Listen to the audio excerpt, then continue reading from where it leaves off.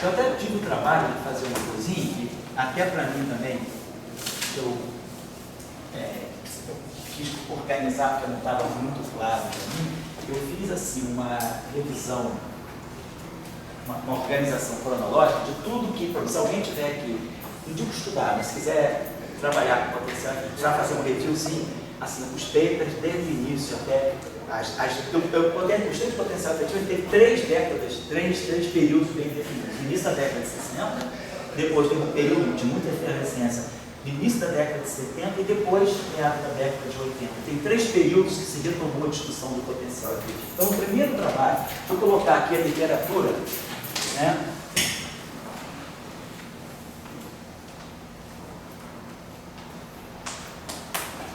Vamos dizer assim, a literatura geradora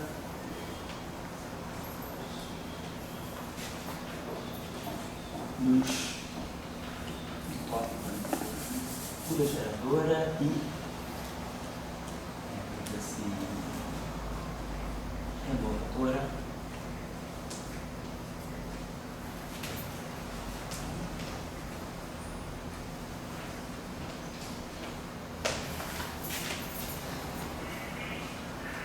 quando eu for escrever potencial efetivo, vou usar a sigla VTFET, tá? VTF, já isso significa potencial efetivo. Então, o primeiro trabalho que surgiu, assim, onde se discute realmente a importância do potencial efetivo, foi um trabalho do Boltzmann,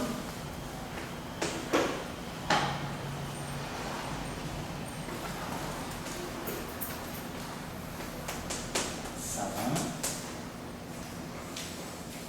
e Weiner.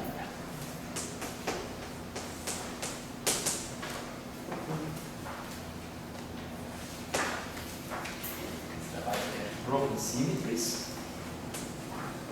Já falei com vocês, né, sobre esse trabalho, que é um trabalho assim, realmente básico da literatura, é um trabalho histórico, onde eles colocam em discussão e assim, fazem de uma maneira bem clara, maneira precisa, dão um status de teorema mesmo à discussão do teorema de Boltzmann. Então, eles são Physical Review. Quem tiver interessado, é Physical Review, de 1962. Então, esse é o primeiro trabalho assim, que deu ignição ao processo, né, à necessidade de se estudar potencial efetivo.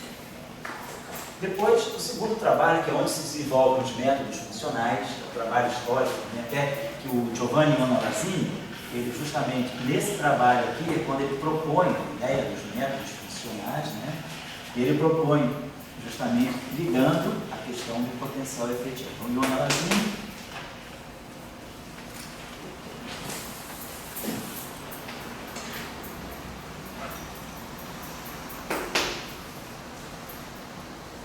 relativistic,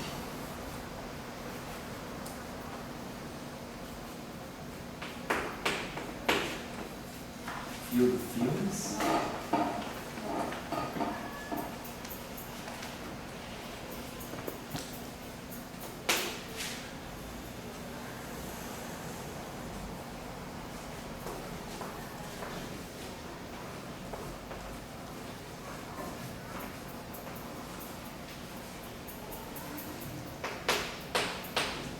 Infinite Breaking Solutions, tá? Publicado no Nuovo Movimento.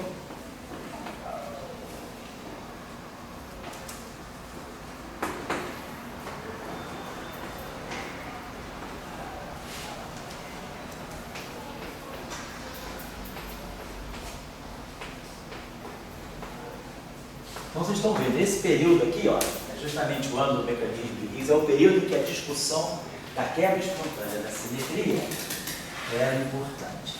E vocês podem até também entender historicamente por que é que não havia muitas contribuições nessa época. Porque o pessoal, foi a época de praticamente exílio da teoria quântica de campos. A partir de 62, 63, se começou a onda da matriz S, a era do Bootstrap, da matriz S, e se achava que a teoria quântica de campos ela tinha chegado ao seu limite máximo, resolvendo as questões da QED, mas que ela não resolveria, estaria longe de resolver o problema das interações fortes por causa da falha, né, do cálculo perturbativo, não se conhecia a liberdade assintótica. Então, você pensava, a física hadrônica, não se tinha ainda o conceito de quartos, né, os quartos agora, 64, que faz 50 anos, né, agora, esse ano agora, está fazendo 50 anos, mas ainda, aí que entrou a concepção de quartos, mas ainda não havia uma dinâmica para os quartos, havia modelos classificatórios.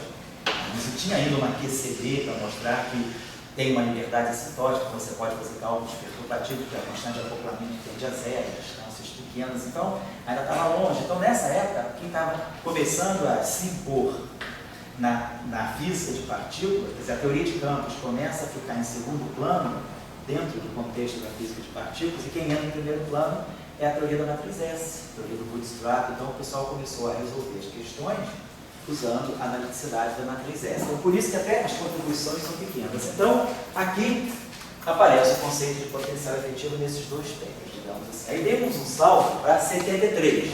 Por quê? Década de 60, final da década de 60, ou 64 propõe-se os quarks, 68 os quarks são descobertos, né, no Stanford, né, no experimento do tipo Canassis Kevin, né, os partos, os quarks, e aí 71, 72 sem a QCD.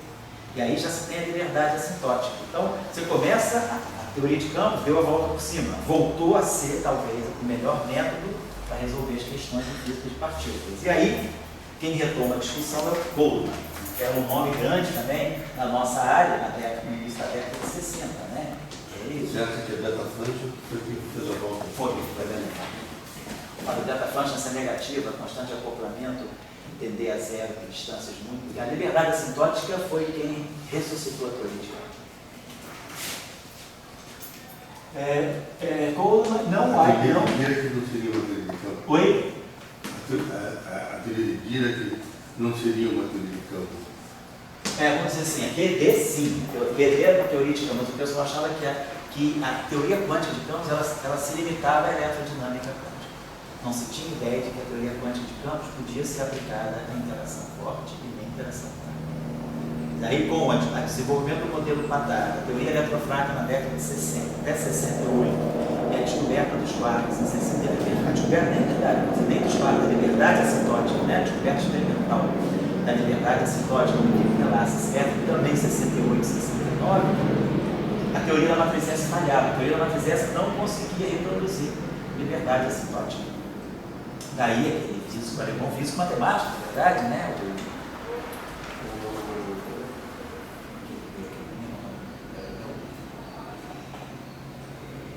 Velhinho, a gente até uma vez comeu com ele junto. Cada não, né? O alemão, né? Mas eu vou lembrar o nome dele. Ele falou, não, nós conhecemos modelos, não tem quatro dimensionais. Então, modelos de teoria de campos em duas dimensões, em três dimensões, que tem essa propriedade de liberdade assintótica. Eram os modelos sigma não lineares, né? Szymanski. Nossa, DV também. Então, teoria de campo em dimensão mais baixa reproduz essa propriedade. Então o pessoal falou, não, pode ser que tenha uma contrapartida quadridimensional. E voltou-se para Young Mills, e aí viu-se que se conseguia, Young Mills tem liberdade assintótica. Então aí recompôs, a teoria de campo voltou a ser uma boa opção para descrever interação forte e interação fraca. Esse aqui é o Eric Weinberg, que foi estudante do Coleman, não é o Steven Weinberg. Então esse trabalho aqui é um trabalho histórico, um trabalho que tem mais de 1000 citações, que é aonde o potencial efetivo encontra a sua aplicação plena, que é radiative corrections, né, que é a questão então das correções de loop, das correções quânticas, como a radiative corrections as origin of spontaneous, vou abreviar, spontaneous symmetry. Então, nesse trabalho do Coleman e do Weinberg, eles mostram como as correções de loop podem modificar o potencial clássico também, e você aí ter quebra de simetria induzida pelas correções quânticas. Então, esse trabalho é um trabalho super hiper citado, eu acho que talvez seja um dos trabalhos mais citados da nossa literatura aí. É um PRD 773. Então, vocês viram o salto, praticamente 9 anos depois, a discussão aí aparece induzida pelo retorno da teoria de campos, né, ao universo da física de partículas. E aí logo depois, essa referência eu já tinha até dado para vocês, vem o paper do Weinberg, que se vale desse conceito, que fala perturbative calculations.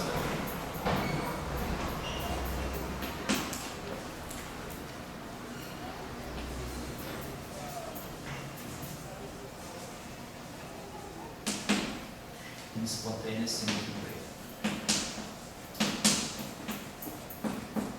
Esse trabalho é um physical review também, no mesmo volume, D7.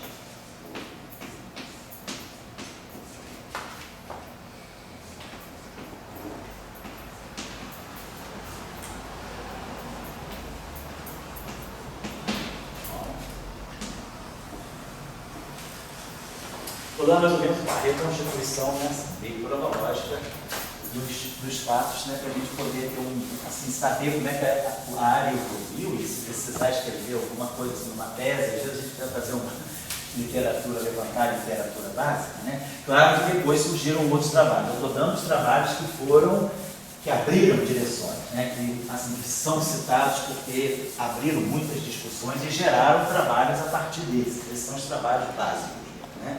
Depois tem aquele paper, nessa referência também eu já tinha dado a vocês, que é a referência do Lin Fung Li.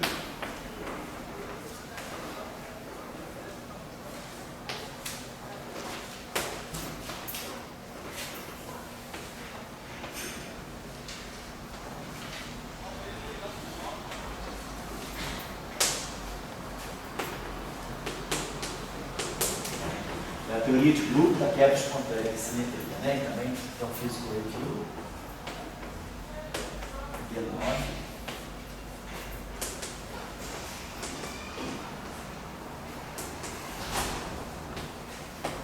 Esse paper aqui é muito bom, no sentido, esse paper aqui ele não explora tanto a questão do potencial efetivo, ele explora mais o aspecto da simetria. Então, como quebrar a simetria, se uma simetria é quebrada por um certo... Ele começa a estudar possíveis simetrias, em geral, tenta fazer uma formulação bem genérica, e aí colocando o multiplete de Higgs em certas representações, saber quais são os objetos, quais são as simetrias que são remanescentes, as simetrias residuais. Então ele faz um estudo bem sistemático de como você quebrar uma simetria, sabendo onde colocar o multiplete de Higgs em função das simetrias residuais que se quer obter.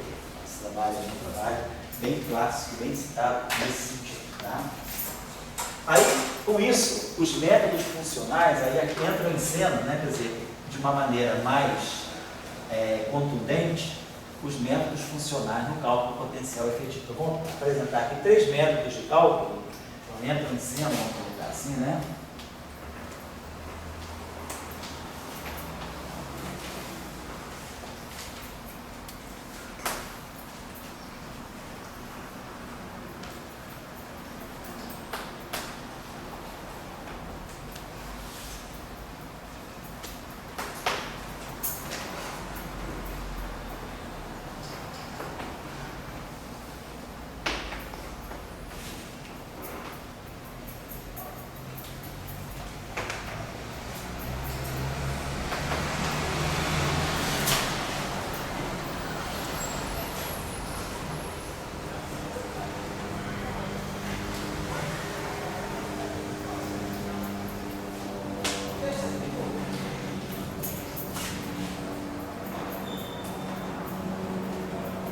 Eu estou colocando os 4 trabalhos mais importantes dentro dessa linha de usar métodos funcionais para calcular potencial efetivo e para discutir quebra espontânea de simetria a partir do potencial efetivo.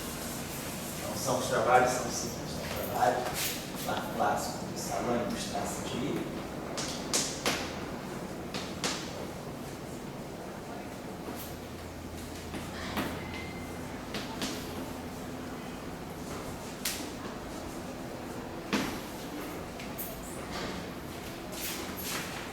trabalho dele é físico review.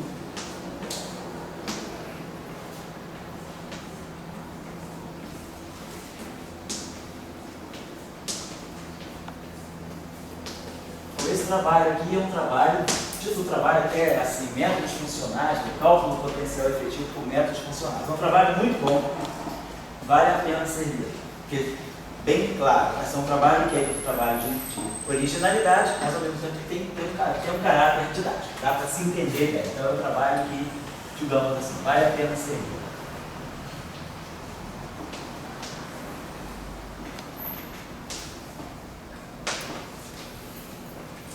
Depois tem um trabalho que eu já tive.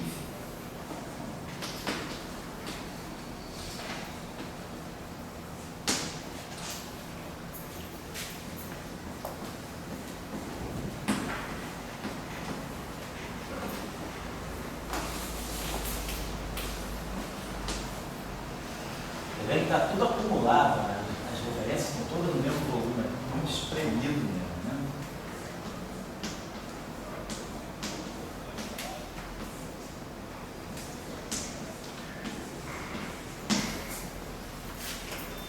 Esse trabalho também que eu vou citar agora é um trabalho do Reviews of Modern Physics. Esse trabalho, então, todo trabalho do Reviews of Modern Physics é um review bom que pode servir de material até para um curso. Esse material aqui é muito bom, é o material do Minneapolis.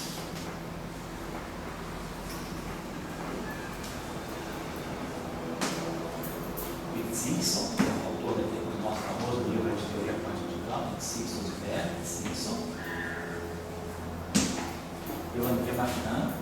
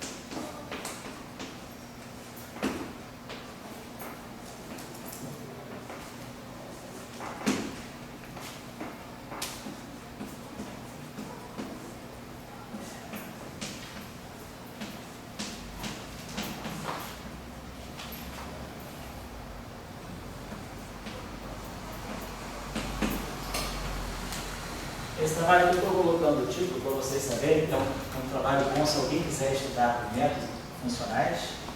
Ele é um texto muito bom para métodos funcionais em geral, a discussão dessas funções geradoras, das funções de linha, funções de linha conexa, Laplace reducible, e aí ele chega ao cálculo do potencial efetivo, baseado um pouco na formulação do salário. Esse trabalho assim, não é um trabalho eminentemente original, mas é um trabalho assim, de recomposição da área. Ele junta vários pedaços e organiza melhor o assunto. E depois tem esse trabalho aqui, que eu acho que é um trabalho muito interessante, também pouco conhecido, mas muito útil para calcular o potencial efetivo, que é basicamente até o método que eu prefiro usar, vou dar para vocês aqui, que é o trabalho do Rigo Shakaluga. Tchau, aqui pega, tchau. Pega. Sim.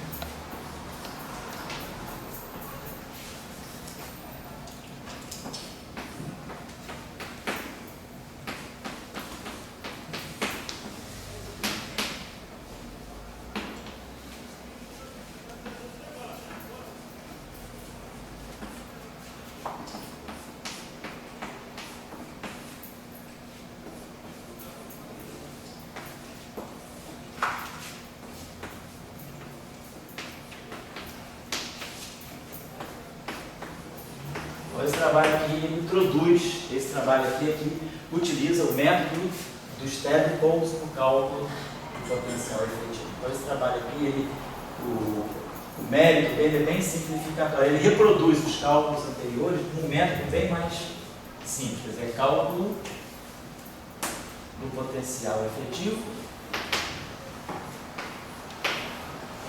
no setor interno.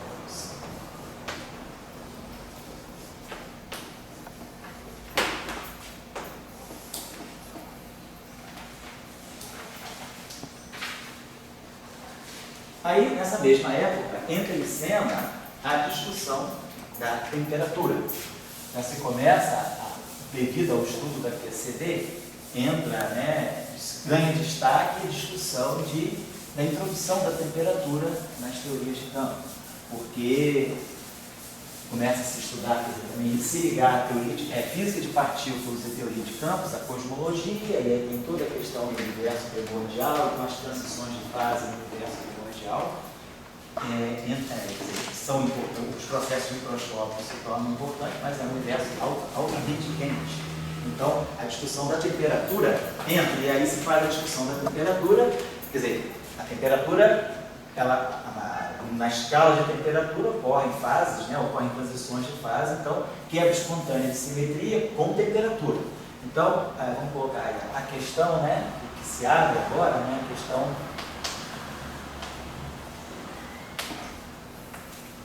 que assume importância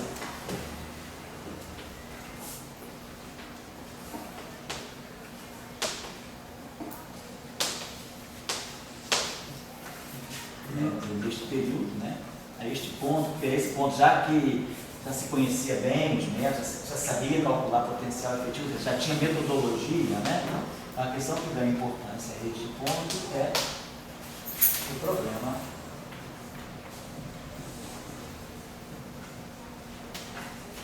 da quebra espontânea de simetria versus temperatura. E esse cálculo é feito via potencial efetivo.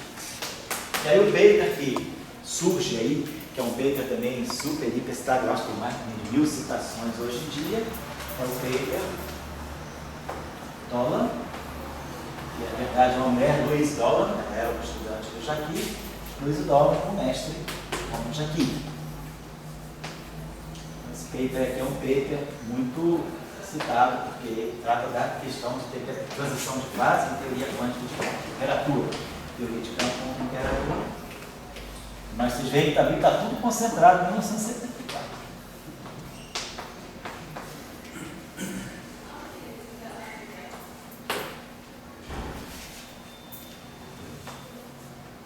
O título do paper está aqui, é Symmetry Behavior.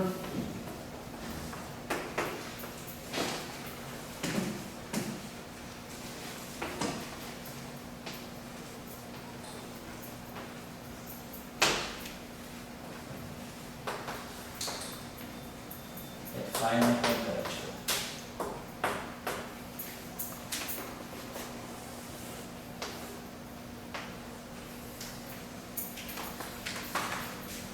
Bom, essa questão então é uma questão importante.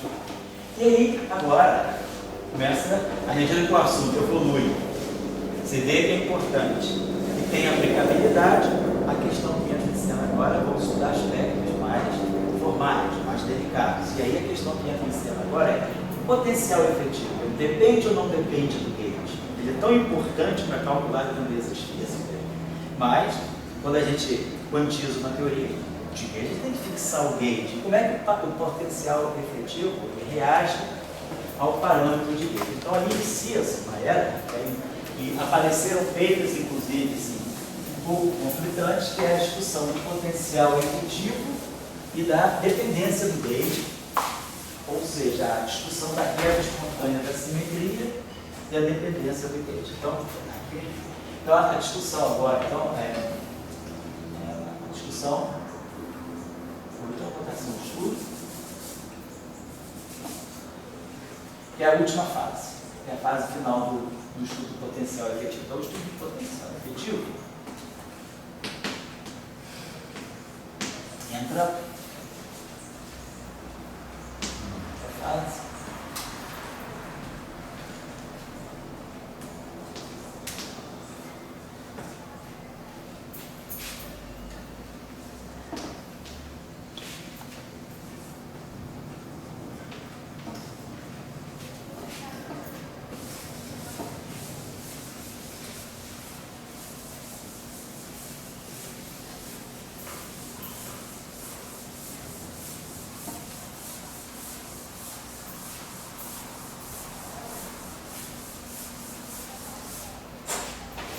apuradas questões de natureza.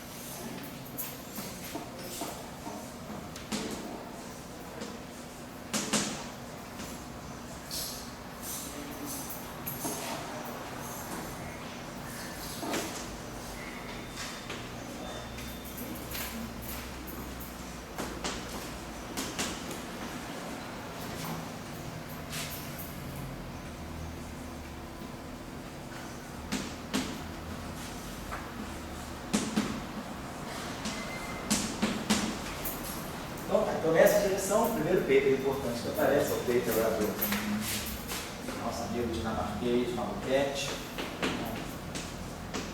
Nielsen.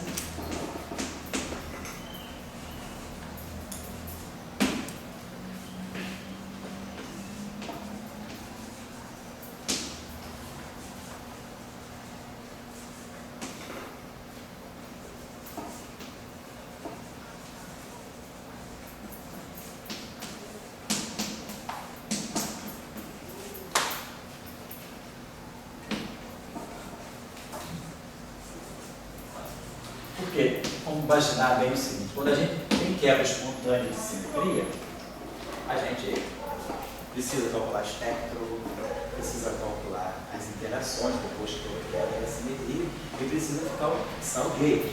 Então, até que ponto a gente tem grandezas físicas, as massas, a gente pode ter certeza que a gente está lidando com grandezas que são independentes do gate. Então, nesse trabalho, Nielsen deriva, é um trabalho bem assim, clássico, né? No sentido de que ele deriva as chamadas identidades de Nielsen. Aqui aparecem as famosas Nielsen identities. O mérito desse trabalho é muito citado por isso. Né? E essas identidades de Nielsen, elas funcionam como uma série de identidades de Taylor.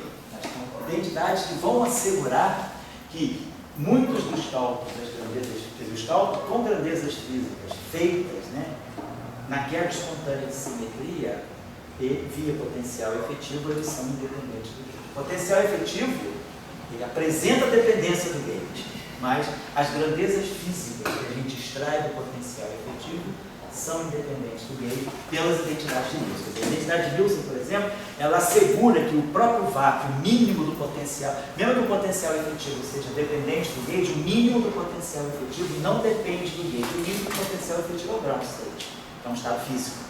Então, essas identidades de Nielsen são muito importantes e elas foram objetos de muitas discussões, né, a partir daí. O trabalho se encontra no Nuclear Physics,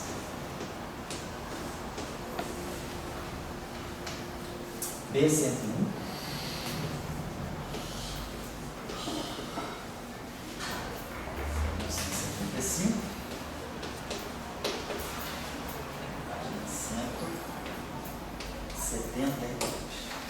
esse trabalho também é um clássico. Né? Se eu estiver lá em Trieste, está vendo assim, no fim de semana com Bora, ventando que você não pode sair de casa, acessa esse trabalho que faz parte da sua formação. Vale a pena ver esse trabalho uma vez na vida. E lá na CIS, isso aí, num dos cursos, isso aí é dado. Né?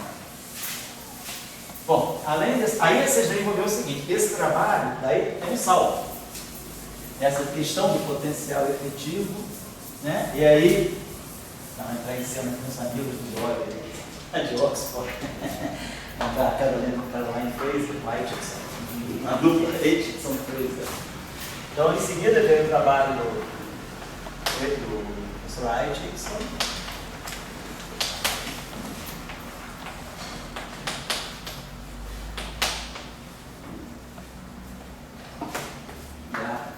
nossa amiguinha das unhas pintadas de verde. Na tua época já pintava as unhas de verde? Na tua época pintava aquelas unhas de verde, as garras dele, a mulher das garras dele. Ela morreu, né? Ela morreu, cara, morreu muito nova, né? Morreu por causa de uma viagem na África, né? Ela contraiu malária na África do Sul. Quando ela voltou para a Inglaterra, o pessoal tratou errado. Não sabia, lá na Inglaterra não se conhece a asma. No hospital lá de Oxford, trataram ela como uma infecção funda na malária. Ela morreu.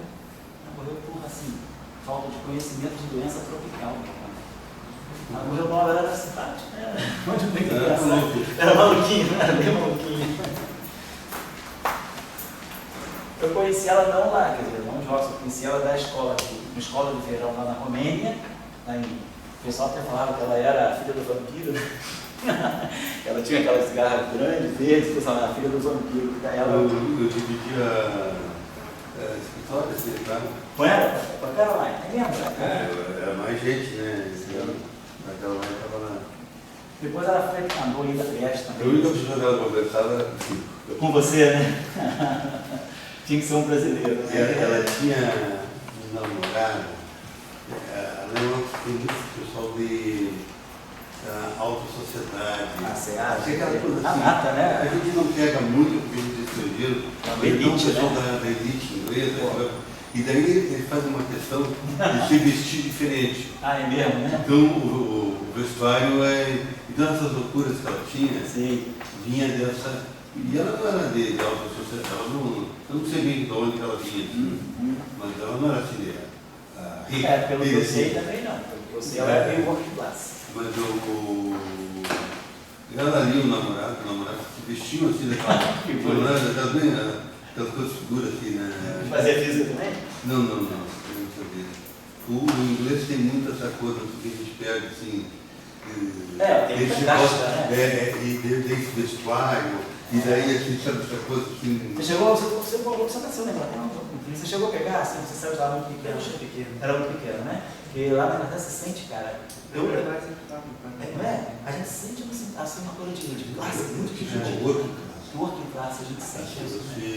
A gente estuda, muito rígido, você não sai de uma para outra. Transição de classe, Porque se você está em uma, você estuda numa escola daquela classe social e você vai fazer um trabalho que vai te manter sempre estagnado. E você namora a gente da tua região, casa perto da tua casa, a transição social. Grupos invariantes. Lá parece quase casta, né? Quase casta.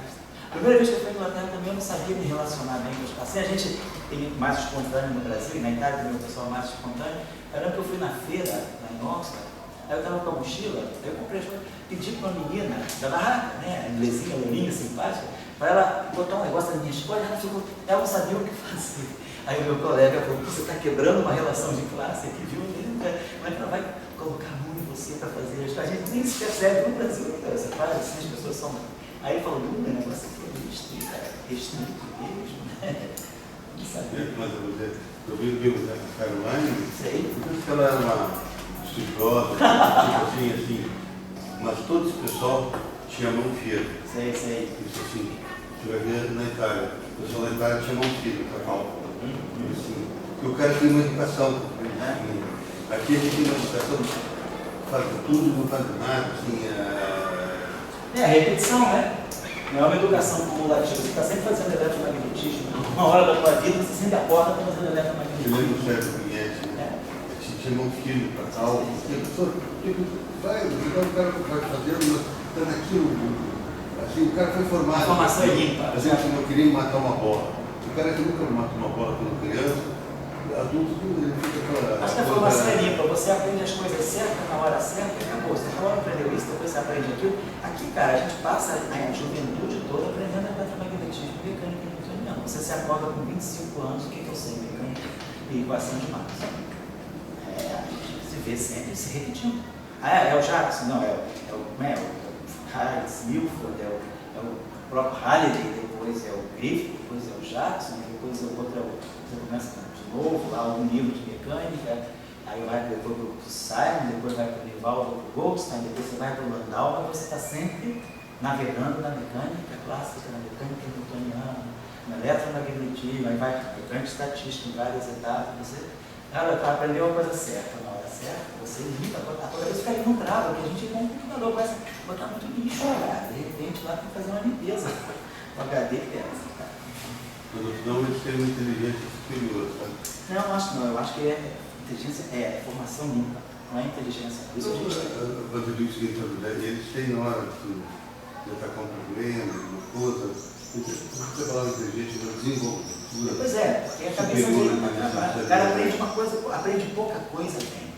O cara aprendendo pouca coisa bem, ele aprende a se virar, ele sabe atacar os problemas. Quando você começa a botar muita coisa em cima do o cara fica afrontado, ele está sempre sendo cobrado das mesmas coisas. Isso gera uma insegurança no cara, porque parece que ele está sempre duvidando da própria informação.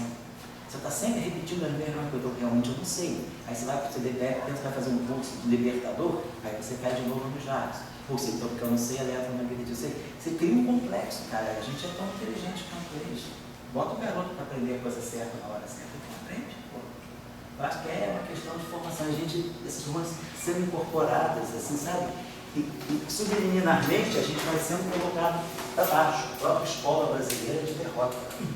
Não é o aluno que é derrotado, não. Então, esse trabalho aqui do professor Aitchison e da Caroline Fraser é um trabalho bem interessante também. Vale a pena também ler, porque se desenvolve um pouco a discussão da dependência do Gage. É o trabalho onde essa discussão começa a ficar clara. No trabalho do Nielsen, essa discussão fica um pouco muito formal.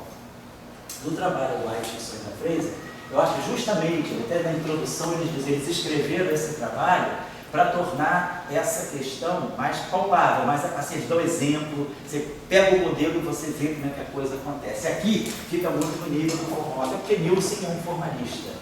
E aqui a escola inglesa, nesse ponto, é uma escola bem prática, aquela coisa curta e prática. Então, esse trabalho aqui ele é muito revelador, para a gente entender o problema. E aí depois esse trabalho aqui do Johnson... Só para curiosidade. Oi? Fala isso. Ele era um professor notável. O Nate Aitchison, você vê pelos papers dele, esse paper é uma aula. Ele é professor notável. Você nunca tive aula nunca. É, né? Ele é assim, notável. Ele era um. Sabe aquele professor que vai para a Índia, aquela história, né? Sei. Aquele didata em inglês? Sei. Ele era um didata, sabe? Dá para ver isso no paper. Eu não sabia, não. Tudo dele era muito escuro. E a Caroline, ela sempre escrevia com uma tinta verde. Ela gostava de verde, as unhas dela eram verdes também. Mas ela escrevia com tinta verde. Sei.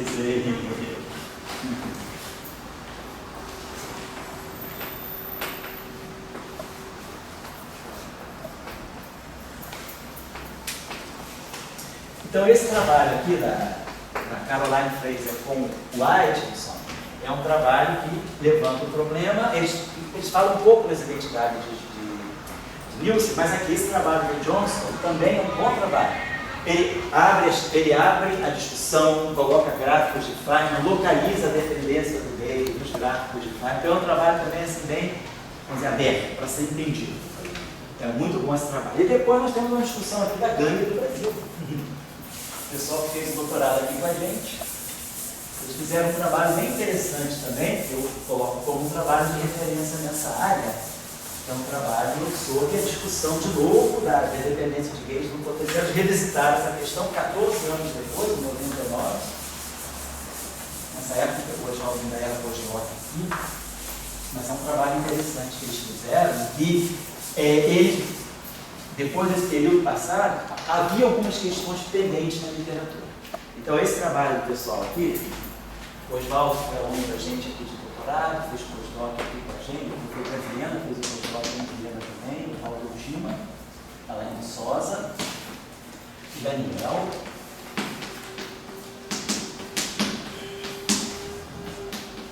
o Franco e o professor Figueiredo. Todo mundo, agora toda a trinca está Alain de Souza, não é Figueiredo. Então, eles fizeram esse trabalho, também é um trabalho muito bom. Vale a pena ser lido, mas esse trabalho só pede um pré-requisito, você conhecer a formulação BRST, né? O método de quantização de BRST. Baseado, você usa o método, esse método simplifica muito, né? Gage, Dependence, Independence.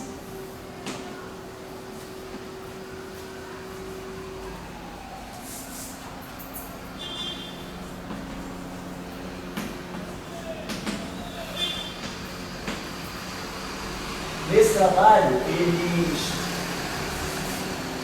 nesse trabalho aqui, né, o triplete aí lá da UFV, eles resolvem a seguinte questão.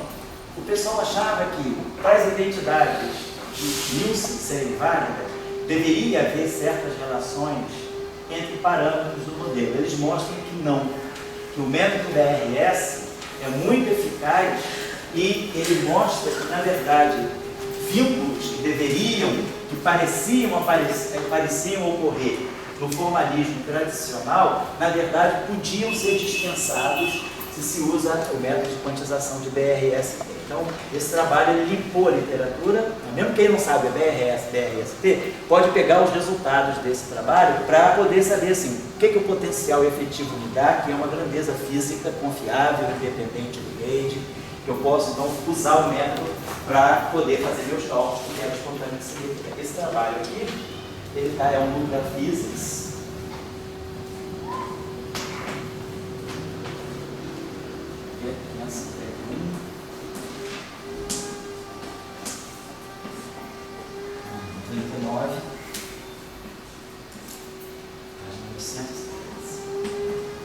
Então, esse trabalho aqui resolve pontos conflitantes na literatura. Eu vou dar essa, né?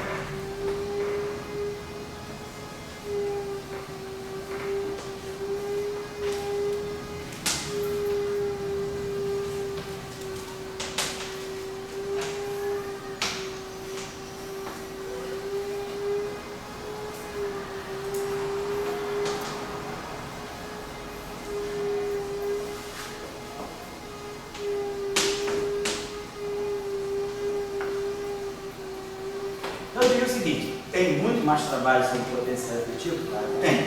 Mas eu digo que esses trabalhos eles são estruturantes.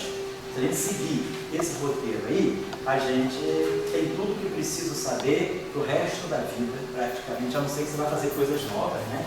Em cima do assunto, mas assim, é um trabalho que te dá gás para você trabalhar com essa ideia. Eu acho que todos esses trabalhos assim, vieram em fases distintas do assunto, né? Esse trabalho aqui já veio numa fase que já apareciam as teorias de campo topológicas, a discussão do potencial efetivo na supersimetria também, que é uma questão importante. Tem toda uma literatura de potencial efetivo e supersimetria. O potencial efetivo e supersimetria é muito amarrado. A supersimetria amarra demais o potencial efetivo. A supersimetria é tal que, se o potencial efetivo, a informação numa teoria supersimétrica, toda a informação do potencial efetivo já está no nível clássico, já está no núcleo, você não precisa nem ir para núcleo, porque a supersimetria ela é uma simetria tão forte que ela não permite, ela proíbe que haja correções radiativas que modifiquem o potencial efetivo, a não ser que você quebre a supersimetria, tá? A gente precisa quebrar. Mas assim, numa teoria supersimétrica, a discussão do potencial efetivo é bem interessante, porque ela é bem amarrada. Depois tem toda a discussão também, tem uma discussão de geometria complexa também, em associação com o cálculo do potencial efetivo em modelos de supersimetrias estendidas. Então, tem toda uma literatura que eu não estou colocando aqui, porque eu acho que aí é uma literatura assim, mais específica, que é a discussão do potencial efetivo em teoria supersimétrica. Essa é uma área interessante com muitas questões em aberto. Então, potencial efetivo em SUSY, né?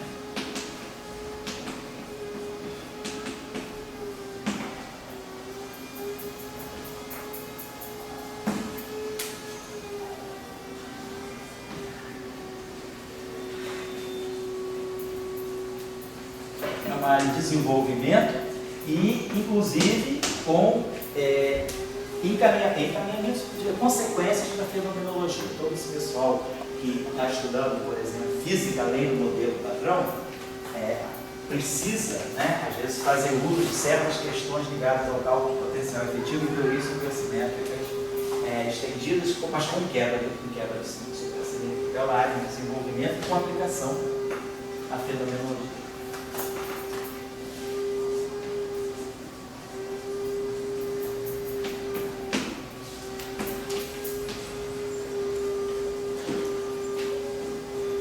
Se alguém quiser ler alguma coisa, para ter uma ideia do assunto, eu me refiro ao livro do John Kearney, né? Então, vai ser uma boa referência.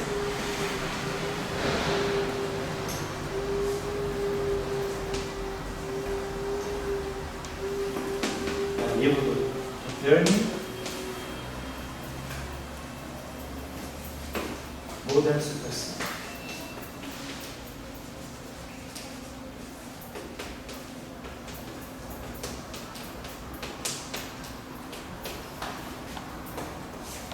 Bom, com isso aí agora eu vou sentar. Vocês já sabem mais do que eu. Sabendo isso aí, vocês estão dando um show, tá?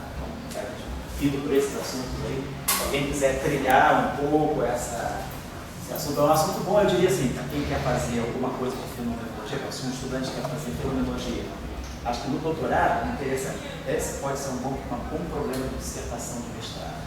Fazer uma boa revisão dessa discussão, aprender bem métodos de cálculo, potencial efetivo, e aí traz essa discussão para o doutorado, porque sempre precisa. Né? Esse modelo todo, esse MSSM, fisicamente no modelo padrão, a quebra da simetria. A quebra da simetria é uma coisa importante. Em todo momento está quebrando simetrias para poder fazer modelos aplicáveis, modelos realísticos. Né? E aí a quebra da SUSE é uma outra grande questão. E aí o cálculo potencial efetivo é um ponto muito nevrálgico dentro da sua questão. Já que eu tenho escolou aqui, essa questão. Beleza. Então vamos lá, agora vamos começar a botar a mão na massa. Isso aqui é só o que tem aí, quer dizer, a literatura de apoio para nós. Então nós tínhamos discutido nas aulas anteriores, nas duas últimas aulas, o papel do Stedbold, quer dizer, o fato de um campo, né, adquirir valor esperado no vácuo não trivial, estava ligado, quer dizer, é uma representação, né, da função de Green de um ponto. Sendo função de Green de um ponto, quer dizer, Stedbold, então a gente sabe que o problema da quebra espontânea de simetria está localizado num campo escalar. Nós vimos por várias razões por que o campo tem que ser escalar, para preservar a simetria de Lorentz.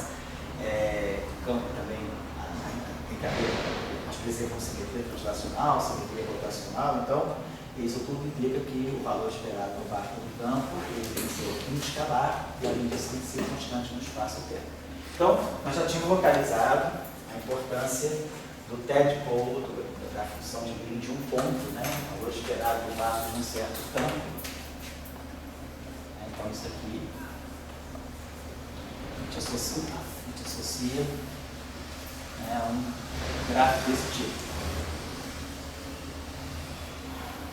E, não sabe, pode ser um gráfico, se for uma teoria Φ3, há um loop, se tiver o vértice escalar a terceira, pode ser isso, mas se não tivesse uma teoria Φ4, então a gente teria que ter um gráfico desse tipo, né? É o parque da licença. Esse gráfico teria que fazer isso. Você tem 3 telinhas, então teria que ter 4 telinhas aqui. Então esse gráfico não poderia existir, né? Porque esse gráfico também, se for só Φ4, se for Φ4, o sol não aparece, exatamente. Então tem que ter o vértice Φ3 para isso aqui existir. A teoria Φ4, se a teoria é puramente Φ4, ela tem a simetria Φ que vai em menos Φ. E aí essa simetria aqui proíbe a geração de termos de uma perna só. Então a gente precisa de gráficos. Depois que quebra a simetria quebrada, a gente sabe, gera o vértice Φ3, esse gráfico aparece. Então são os gráficos de Stedbold. Bom, depois nós introduzimos a ideia de que aonde é que a gente localiza, né? O que é fundamental para a quebra espontânea da simetria? O que é fundamental para a quebra espontânea da simetria é a gente localizar o estado de mínima energia, o verdadeiro ground state. Porque localizando o estado de mínima energia, a gente vai estudar as flutuações. Mas aí esse estado de mínima energia, esse ground state, ele pode ou não ter as simetrias da ação do Lagrangiano. Se ele tiver as mesmas simetrias do Lagrangiano, a simetria é exata tanto no Lagrangiano quanto nos estados. Mas se o estado fundamental tiver menos simetrias, né?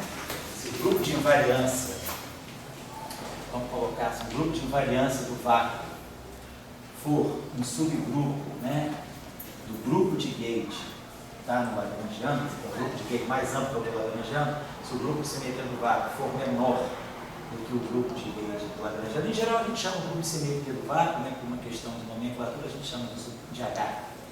Então esse H for um subgrupo de L, mas a invariância do vácuo é um subgrupo do Lagrangiano, então a gente sabe já que esse grupo aqui, esse quociente aqui, não está G, chama isso aqui de G, esse quociente G sobre H, né, define, nós já sabemos que define os bósons de Goldstone vão residir aqui. Aqui estão os bósons de Goldstone. Os bósons de Goldstone estão associados a todos aqueles geradores que são quebrados. E aí a gente já sabia que o destino desses bósons de Goldstone se localiza na parte longitudinal do campo de Gauge quando a simetria é local. A simetria é local, né? Se a simetria é global, a gente tem os bósons de Goldstone aqui nesse espaço. Mas se a simetria for local, os bósons de Goldstone desaparecem e a gente tem um mecanismo de Higgs entra em ação, a gente não tem bósons de Goldstone, mas tem campos vetoriais massivos. Né? Então essa era a discussão. Aí a gente na aula passada motivou que o potencial efetivo é importante, porque quando eu vou minimizar a energia do sistema, eu quero o mínimo absoluto. Então nós eliminamos toda a dependência na posição do tempo, ou seja, eu estou só olhando a configuração de campos constantes. Então, a gente está olhando o setor da ação que não deve depender de derivadas dos campos, porque as derivadas dos campos elas aumentam a energia do sistema, o campo flutua, né? Tem derivada. A gente tem que pegar só a parte de campo constante, que é aquela que a gente chama da parte do potencial. Então, a gente introduziu bem definitivamente na aula passada uma discussão dizendo que a gente precisa olhar o potencial, a parte independente das derivadas. Só que, com as correções quânticas, quando a gente introduz as correções de núcleo, a gente pode modificar essa parte do potencial. Quer dizer, eu estou tentando escrever aqui, potencial clássico, né, ele vai poder receber correções. A ideia da gente é essa, a gente parte de uma ação clássica. Vamos ver aqui, nós temos a nossa ação clássica. Então, a nossa ação clássica depende de todos os campos, né? Esse φ aqui pode representar todos os campos, iônico, bosônico, todos os campos do Lagrange da ação estão aqui. Então a gente tem uma ação clássica que vai ter toda a parte cinética, que vai descrever a parte cinética, e vamos ter aqui a parte que a gente chama de parte potencial. Parte potencial, quer dizer, esse potencial, o que sobra para a gente ver aquilo que vai dar a quebra espontânea da simetria é o potencial no setor de escalares. Eu posso ter termos cinéticos, posso ter aqui um lagrangiano de interações também, mas a gente tem um termo aqui que a gente sempre separa, que é o termo associado só aos escalares. Potencial só do setor de escalares, porque é aqui que nós vamos olhar a quebra espontânea da simetria. Porque eu tenho que minimizar minha energia por aqui, porque qualquer campo que tenha spin diferente de zero, esteja aqui ou esteja aqui, na configuração de ground state é um campo nulo. Então, na configuração de ground state, que é a configuração de mínima energia do sistema, eu só posso ter, eventualmente, campos com valor.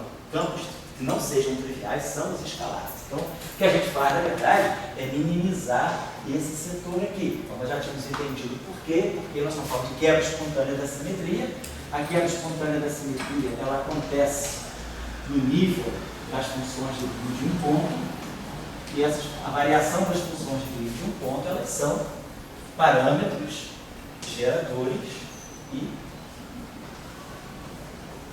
escalares. Então, se esses escalares tomarem, algum deles tomar valor diferente de zero, eu posso ter um delta φ diferente de zero, ou seja, isso aqui vai marcar que o conjunto de escalares não é invariante. Se eu fizer uma transformação de simetria, a configuração de vácuo muda. Por quê? Porque alguns escalares adquiriram um valor esperado no vácuo diferente de zero. O sinal da quebra de simetria é isso aqui ser diferente de zero. Isso aqui, diferente de zero, é que nos assinala a quebra espontânea da simetria. Mas é claro, isso aqui só vai ser diferente de zero se pelo menos um desses caras for diferente de zero. Então aí a gente vê, é preciso que alguns escalares tenham um valor esperado no vácuo para que a variação do vácuo não seja zero. Essa é a nossa ideia, que é a espontânea da simetria, ela está localizada no setor de funções de um ponto, por isso a importância dos telepontos. Né? Muito bem. Agora, isso é a teoria clássica, a gente está fazendo tudo isso, né, na teoria clássica. Quando a gente quantiza, ao quantizar, sabemos que nós temos a geração, né, quer dizer, correções de núcleo, são as chamadas correções radiativas. As correções radiativas podem, inclusive, ser infinitas, a gente tem a questão da renormalização, aparecem os infinitos, outros então, Associado às correções radioativas, nós temos o problema da renormalização. E, claro, renormalizando, a gente extrai uma parte finita. A gente tem a renormalização mais as correções finitas.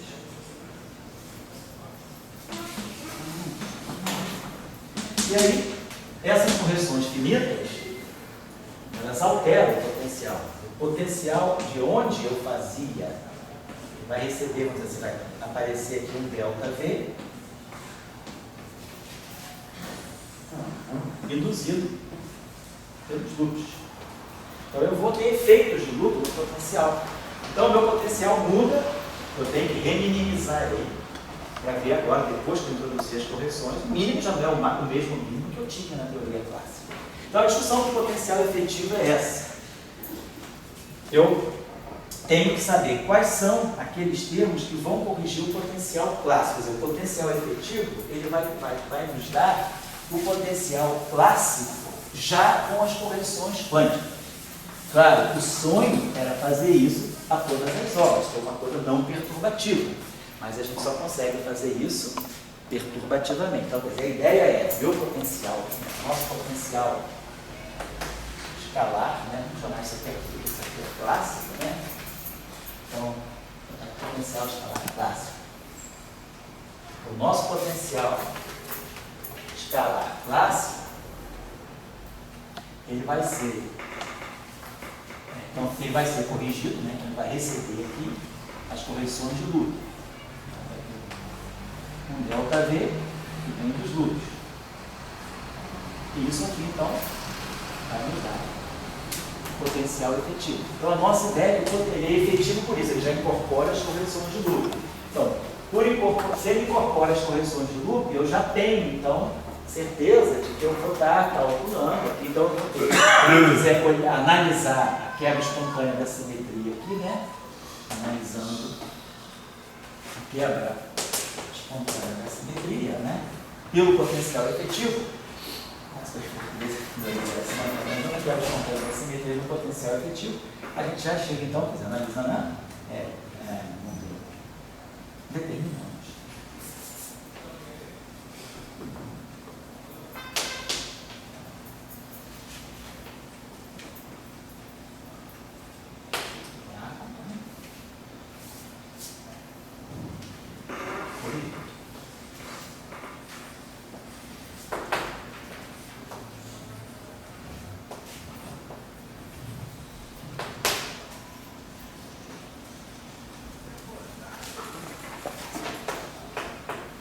E aí a gente sabe que o vácuo é importante porque é a partir do vácuo que a gente faz o shift, a gente faz a postura de flutuação em relação ao vácuo, e a gente sabe que aquilo que está ligado ao vácuo é que vai definir as grandezas físicas, uma quebra espontânea de simetria, as massas, as constantes de acoplamento, fica tudo corrigido, né, pelo valor esperado no vácuo, não trivial, se eu tiver o valor esperado no vácuo, não trivial, a gente shifta os campos, aquela massa, né, que é negativa, massa ao quadrado, M2, que é parâmetro negativo do potencial, depois da quebra da simetria, a gente vê que ele vai dar origem a um termo φ2, um termo de massa escalar, que é positivo.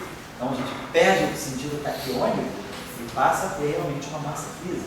Então, os parâmetros da teoria, né, depois da quebra espontânea da simetria, ficam determinados pelo vácuo. Então, esse vácuo já sendo corrigido, a gente vai ter agora o espectro de massa, as constantes de acoplamento já corrigidas pelos efeitos quânticos. Então, essa é a filosofia de se calcular o potencial efetivo. Então, por isso que toda essa discussão é o cálculo, né, perturbativo na quebra espontânea da simetria. Então, essa é a ideia. Vamos começar a fazer o seguinte: fazer uma pequena revisão. Todo mundo aqui, né, já pressupõe, já tem visto alguma coisinha sobre métodos funcionais, né, nos cursos aí. Ou fora daqui, o curso do Sebastião, teve um curso nosso aí também, tem um dos cursos nossos aí de QED que a gente fez uma revisão também mais detalhada de métodos funcionais. O que a gente faz normalmente é, a gente tem uma teoria clássica de campos, um conjunto de campos firme, todos os campos estão incorporados aqui. Então a gente define, né, o nosso chamado gerador funcional das funções de Green, né? Aí entra em ação o trabalho do Giovanni Lamazini. O trabalho do Giovanni Lamazini foi quando ele define esses métodos funcionais lá naquele paper do Involvement lá de 64. Então, esse gerador funcional, a gente tem que a famosa constante de normalização, geralmente infinita, fazemos a integral sobre todos os campos, né? Temos aqui a nossa exponencial da ação, e aqui o termo que a gente chama de famoso termo de fonte. Qual é o papel desse termo? A gente está integrando no campo. O campo tem um caráter estocástico, então o campo não é um operador, é uma variável estocástica sobre a qual eu integro.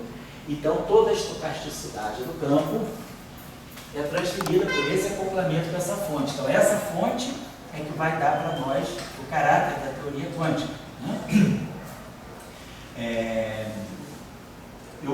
Esse campo flutua à vontade, eu integro sobre todas as configurações, e essa fonte aqui, ela está interagindo com todas as flutuações do campo. Então, é ela que eu transfiro a quantização do problema, né, da variável de campo, então, diferentemente do passe da integral, quantização canônica, o campo não é um operador satisfazendo regras de computação canônica, mas o campo é uma variável de integração livre, uma estocástica, e a quantização está no J. A gente sabe que aqui tem um detalhe, né? Então, a gente sabe que esse gerador aqui é o gerador das funções de Green conexas e não conexas. Então, para ter apenas, né, acesso às funções de Green que são conexas, que são aquelas mais fundamentais, a gente introduz esse WJ, né, esse objeto aqui, que é o chamado funcional gerador das funções de Green conexas. Ele lá gera as funções de Green conexas e desconexas. A gente agora se restringe, né, as funções de Green conexas,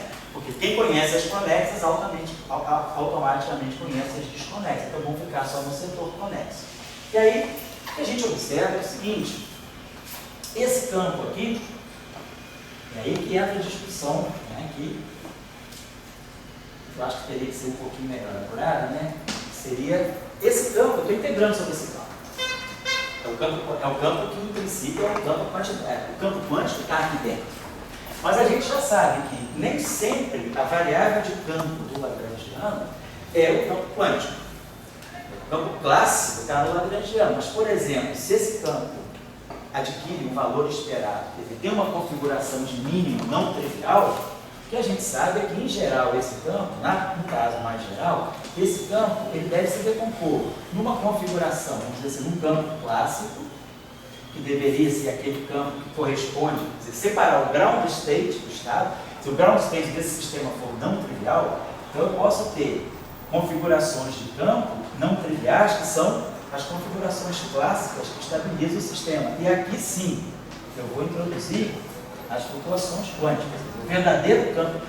Claro, se todos os valores esperados no vácuo forem zero, o campo que está no Lagrangiano já é o próprio campo quântico. Mas, por exemplo, numa situação de quebra espontânea de simetria, o campo que está no Lagrangiano não é o campo quântico. O campo quântico é a flutuação em relação ao valor do vácuo, né? Se a gente tem aquele potencial assim, então o nosso campo φ, né, que tem esse valor esperado no vácuo não trivial, o nosso φ deve ser o V mais aquilo que a gente chama a flutuação quântica, que é o campo de Higgs. Então, o campo verdadeiramente quântico é esse que flutua em relação ao vácuo. Então, vamos deixar em aberto, né? Em geral, nos livros a gente apresenta com o campo φ, em geral. Vamos já levantar essa discussão. O campo, ele na verdade, ele pode ter uma parte não trivial, que é a configuração de ground state. Na verdade, o campo quântico, quer dizer, o campo que é realmente estocástico, é essa parte aqui do campo, aquilo que deve ser a flutuação. Claro, se todos os campos tiverem valor esperado no vácuo igual a zero, então isso aqui não existe, as duas coisas coincidem. Isso aqui não existe para campo escalar, para campo vetorial, para campo tensorial, para campo fermiônico. O campo que está no Lagrangiano é o próprio campo quântico, ele já é a flutuação. Mas para campos escalares, eles podem ter uma parte não trivial além da flutuação, que é justamente aquilo que dá um mínimo de energia do sistema, aquela configuração de estável, de vácuo estável, né? Então isso aqui pode estar representando o vácuo estável. Então, se eu coloco essa informação aqui, a gente vê que, na verdade, aqui, essa decomposição aqui é uma decomposição, esse fio quântico depende desse fio clássico aqui, então, automaticamente, ao fazer essa mudança de variáveis aqui, o jacobiano dessa elemento de volume, né, funcional do espaço dos campos, é invariante. Então, isso aqui é a mesma coisa que o D frequente. Isso aqui simplesmente é um shift do campo. E aí eu posso colocar essa variável aqui. Quando eu colocar essa variável aqui, percebam só, isso aqui vai ficar J de clássico mais J de quântico. Esse termo aqui é completamente independente da integração. Então, esse termo aqui pode transitar de lado de lá. Então, eu posso, feitas essas considerações, eu posso escrever isso aqui da seguinte maneira.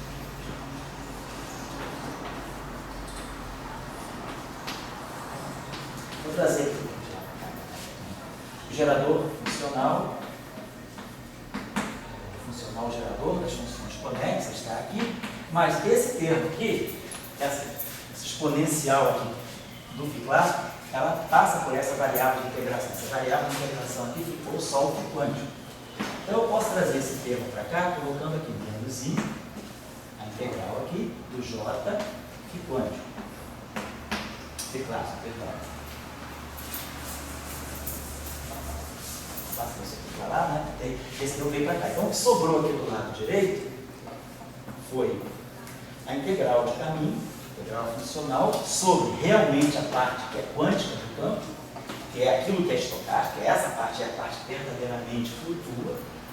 Essa nossa ação clássica, claro, expressa em termos de φ clássico mais φ quântico. Aí, claro, eu posso expandir essa ação aqui em potências de φ quântico, é o que a gente faz, a gente expande, faz o shift em torno do vácuo, digamos assim, e aí, claro, os parâmetros da teoria para o campo quântico vão depender desses valores aqui.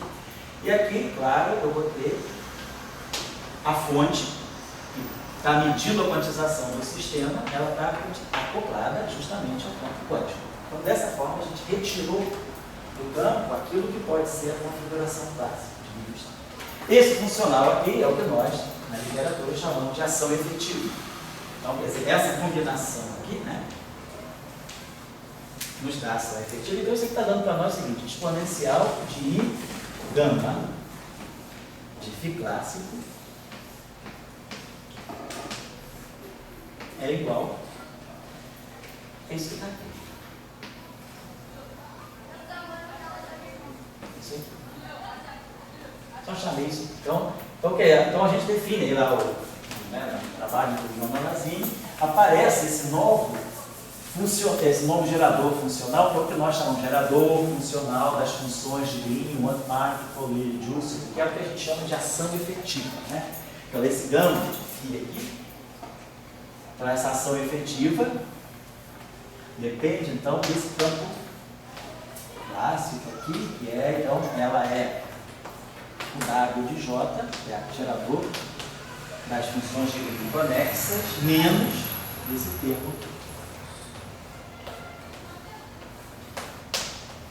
E aí, fazendo a derivada funcional em relação a J, isso aqui é independente de J, então fazendo derivação funcional em relação a J, derivada do W de J em relação a J, que é dar para a gente uma função de Green de um ponto conexa, ela vai ser justamente quando eu estou colocando aqui está uma coordenada x, aqui eu estou integrando em y, a derivada de j de x em relação a j de y, é um delta de x menos y, que mata esse y aqui, e me dá aqui o campo com a mesma dependência. Se aqui for um j de x, vai ser um φ de x, né?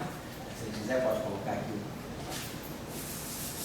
Não está problema, certo?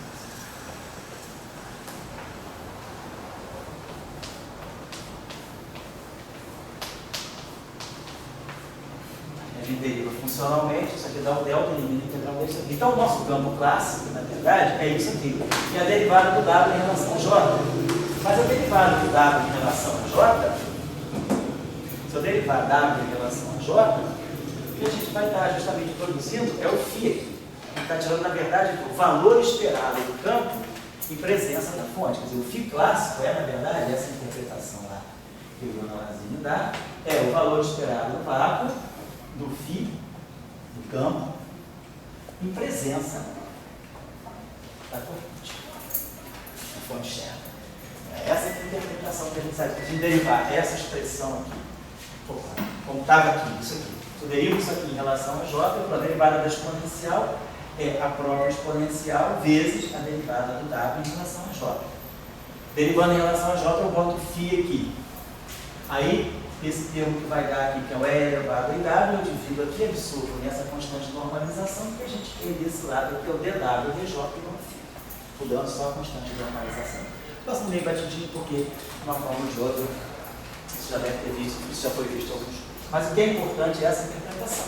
Então, o campo clássico, ele é, na verdade, o campo em presença, é o valor esperado no campo em presença de fonte. Só que está associado a isso, ele é realmente um valor esperado no vácuo daquilo que é o campo em presença de fonte.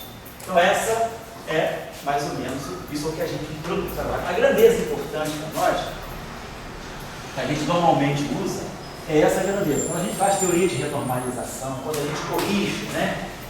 Vou dar um detalhe, tá? Que hoje eu vou fazer o seguinte, como o Pedro, que está na Alemanha, está precisando um pouco dessas coisas de potencial efetivo, eu falei para ele que eu combinei com ele que eu daria uma avançada nisso aqui, porque ele está precisando estudar isso, e aí eu vou sacrificar, eu deixo a aula de querer para a semana que vem, a questão dos neutrinos, né? Do eletromagnetismo dos neutrinos, e hoje eu vou dar uma avançadinha. Isso a gente vai até umas 7 e pouco.